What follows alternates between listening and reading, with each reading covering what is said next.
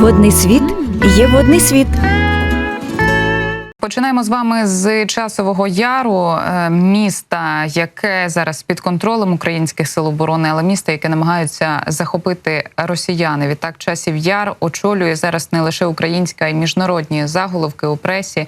Як можемо оцінити ту обстановку, яка є станом на зараз, із постійними атаками ворога, із постійними штурмами малих груп? Чи вдасться окупантам у найближчій перспективі отримати там територіальні здобутки? Ну, ми з вами зараз нічого нового не скажемо. Там відбуваються запеклі бої, вони тривають вже не перший день. І чи вдасться, чи не вдасться росіянам захопити це місто, залежить не стільки від героїзму наших бійців, навіть не стільки від тої допомоги, яку ми очікуємо. Це снаряди, це техніка. А від того, як вирішать росіяни штурмувати це місто, скільки вони задіють там живої сили та техніки. Відомо, що росіяни отримали наказ від їхнього президента Путіна про те, щоб цей населений пункт захопити до 9 травня. Цілком можливо, що вони спробують це зробити, намагатися зробити раніше, до 7 травня, бо 7 травня, якщо я не помиляюсь, призначена інаугурація президента Путіна, і до цієї дати було б політичному керівництву Росії дуже непогано показати якісь там переможні дії на лінії фронту. Чому я кажу про те, що залежить від того, скільки задіють вони людей і техніки, тому що якщо буде велика перевага в живої силі, в снарядах є вже перевага, в дронах є перевага, в важкої техніки є перевага, в літаках є перевага, ще додасться, якщо військовослужбовці росіян, то втримати це місто завдяки героїзму, мені здається, це виглядає трошечки так, як щось з казки, що я маю на увазі. Коли на тебе пруть під обстрілами, по тобі стріляють всім, чим тільки можливо, і на тебе лізуть там 20-30 ворожих солдатів, то який героїзм має бути, якщо тобі нема чим стріляти? Можна послатися на пана Кулебу, міністра закордонних справ України, який сказав, що якщо не буде зброї, буде відбиватися лопатами. Я думаю, що він це так сумно пожартував, але дехто сприйняв це серйозно, що завдяки героїзму, виключно героїзму, можна лопатами перебити ворога. Ні, не можна так перебити лопатою. Тому якщо там буде велика кількість Збройних сил Російської Федерації, цілком можливо, що нам доведеться відходити.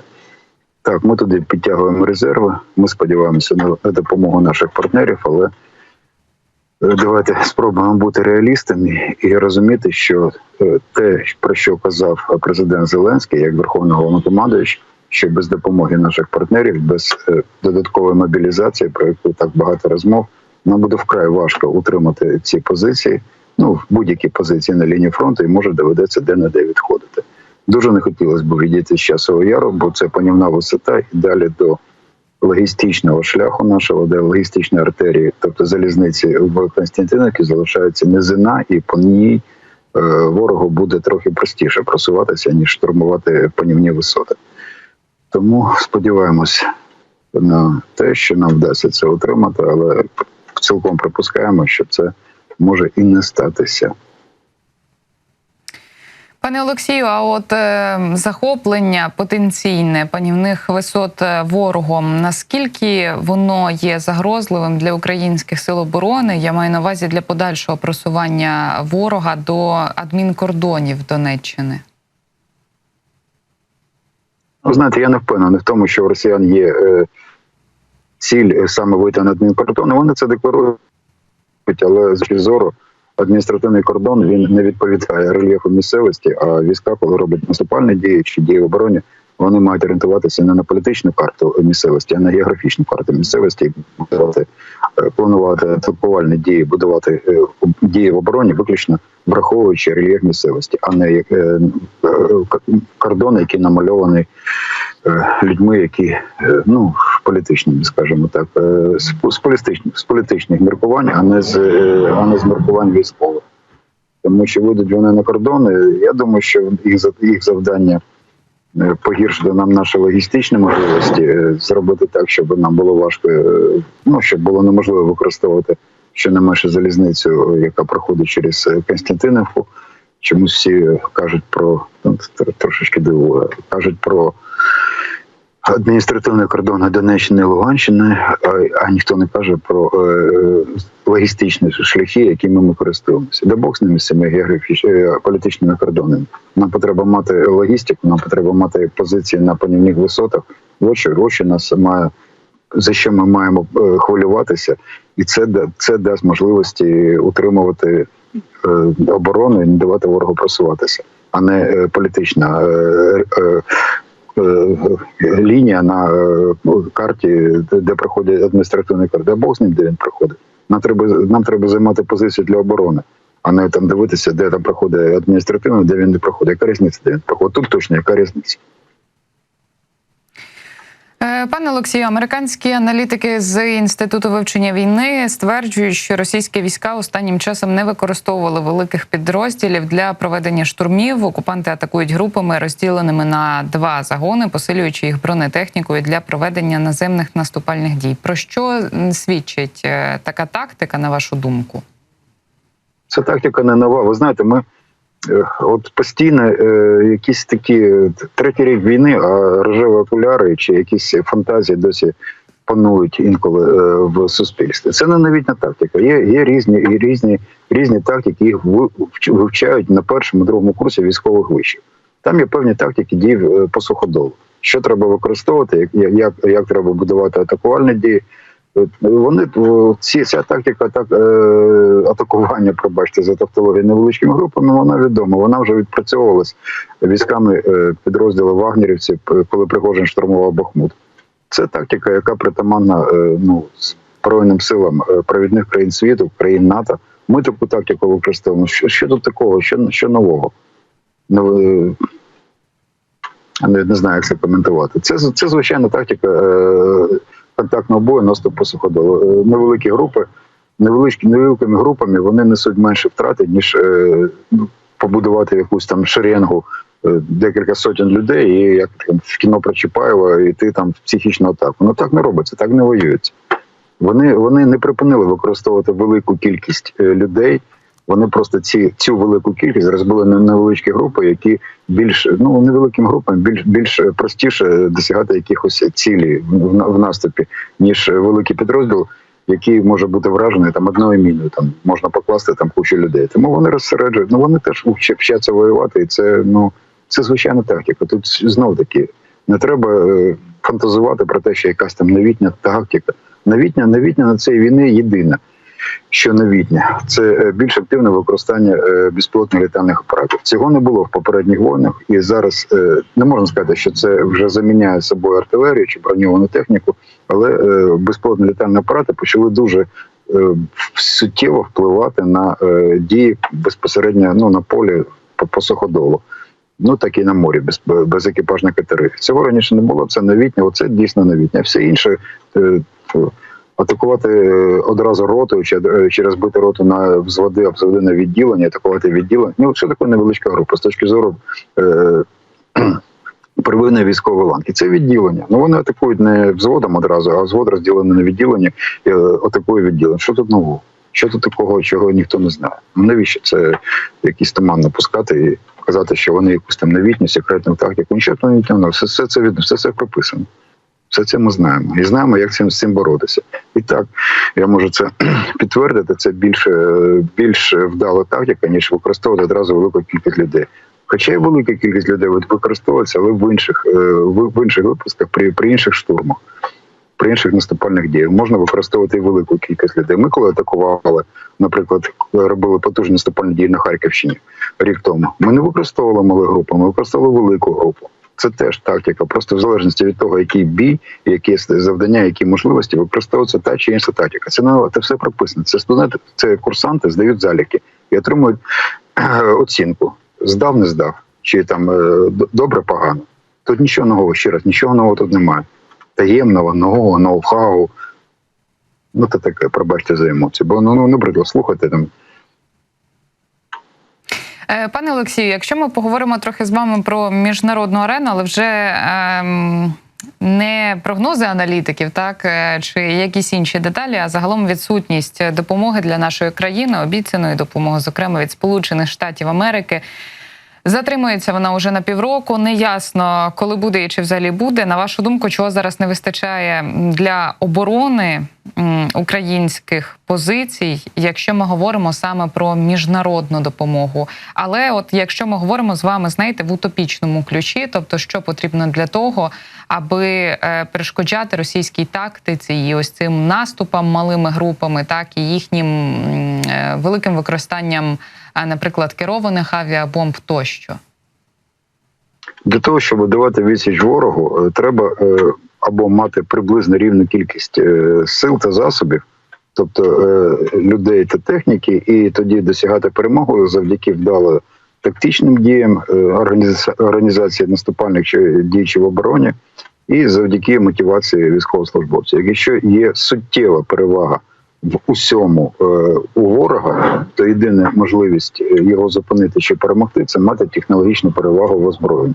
Тобто це означає, що треба мати більш на порядок, тобто в 10 разів краще техніку, ніж ворога. Тоді, да, дійсно, можна невеликими, значно меншою кількістю людей досягати певних перемог. Що нам треба зараз? Нам треба, по-перше, літаки та інші засоби протиповітряної оборони, бо подивіться, коли була атака на Ізраїль, вони ж відбували нальот не тільки зенітно-ракетними комплексами наземного базування. Було задіяно приблизно 100 літаків, і там були пілоти Сполучених Штатів, Франції, Великої Британії. Не літаки американські були, а були літаки американські з пілотами американськими, які захищали небо Ізраїля від атаки, повітряної атаки. І дуже велика кількість повітряних цілей було знищено саме завдяки літакам. В статутах Сполучених Штатів при таких боях, мається на увазі не міжконтинентальні балістичні ракети, а саме такі нальоти покладаються на авіацію до 70% того, до 70% цілі мають знищити авіація, вже допомагає авіації зенітно-ракетний комплекс. У нас авіація практично як система ППО не працює, у нас працюють тільки наземні зенітно-ракетні комплекси з великою нестачею ракет, якими ми маємо користуватися. Тому як нам зупинити без допомоги наших партнерів літаки російські, які скидають потужні керовані авіаційні бомби? Знаєте, це таке риторичне питання, і хтось починає якось там коментувати, що там щось треба таке. Ще раз, якщо ми не маємо літаків, які можуть збивати ворожі літаки, якщо ми не маємо засоби протиповітряної оборони, які можуть збивати ракети російські, які атакують, то я не знаю, чи молитвою можемо збити, помолитися можемо. Що ми можемо зробити? Нічого ми не можемо зробити. Давайте ж будемо казати так, як воно є, не так, як комусь хочеться цього.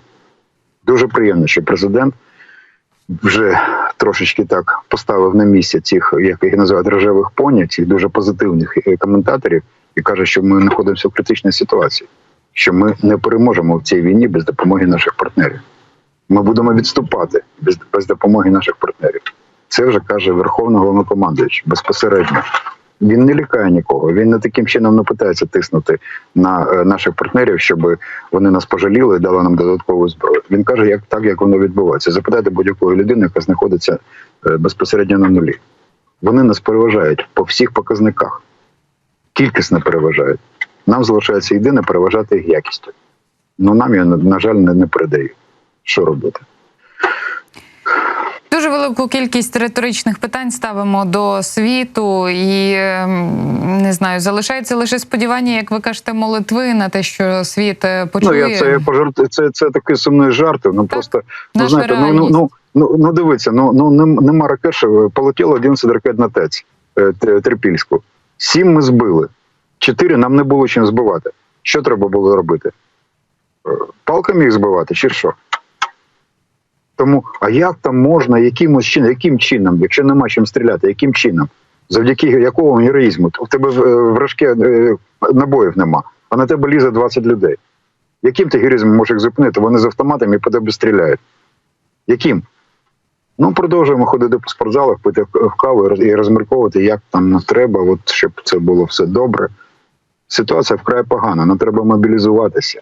Нам треба забути про внутрішні чвари, мобілізуватися, об'єднатися навколо Збройних сил і намагатися давайте спочатку зрозуміти, що ми знаходимося в небезпеці. Ситуація зараз більш небезпечна, ніж 4.02.22.